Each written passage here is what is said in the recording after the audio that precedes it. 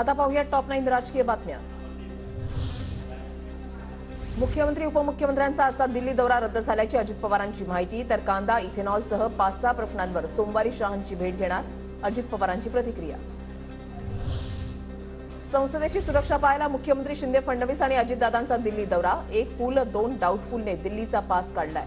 दिल्ली दौऱ्यावरून संजय राऊतांची टीका। पार्लमेंटची सुरक्षा व्यवस्था पाहायला येत असते। एक फुल 2 डाऊटफुल असं जे सरकार आहे, मुख्यमंत्री उपमुख्यमंत्री हे दिल्ली मुंबई येरझारा घालताय। त्यांनी बहुतेक पास काढलेला आहे दिल्ली मुंबई। शरद पवार गृहमंत्री अमित शहांना भेटण्याची शक्यता। इथेनॉल आणि कांदा प्रश्नावर पवार आणि शहांची भेट होणार। शरद पवारांनी अमित शहांची वेळ मागितल्याची माहिती। शरद पवारांचं भविष्य कुणी सांगू शकत नाही। शरद पवार भविष्यकारांचेही अंदाज खोटे ठरू शकतात। पवारांच्या दिल्ली दौऱ्यावरील प्रश्नावर दरेकरांचं वक्तव्य। हिवाळी अधिवेशनाचा आजचा 7वा दिवस। अधिवेशनामध्ये आज बीड जाळपोळ प्रकरणी लक्षवेधी मांडली जाणार। संदीप क्षीरसागर आणि रोहित पवार लक्षवेधी मांडणार। अधिवेशन संपण्याआधी मुख्यमंत्री शेतकऱ्यांसाठी विशेष पॅकेज जाहीर करणार, उपमुख्यमंत्री अजित पवार यांची माहिती।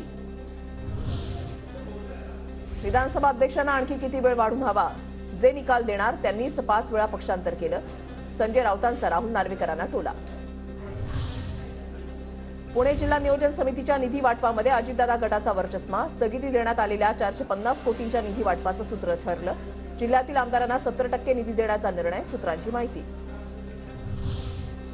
पंकजा मुंडे लोकसभा लढणार असतील तर आनंदच पंकजा मुंडेंसंदर्भात वरिष्ठ निर्णय घेतील, प्रवीण दरेकरांचं वक्तव्य। उतरवणार हा विषय सर्वस्वी नेतृत्वाच्या हातामध्ये आहे, ते ठरवतील। तर पंकजाताई आमच्या असतील तर त्या मोठ्या नेत्या आहेत, ते तर आम्हाला सगळ्यांना त्याचा आनंद होईल। परंतु या सगळ्या गोष्टींचा विचार त्या ठिकाणी पक्षश्रेष्ठी करतात।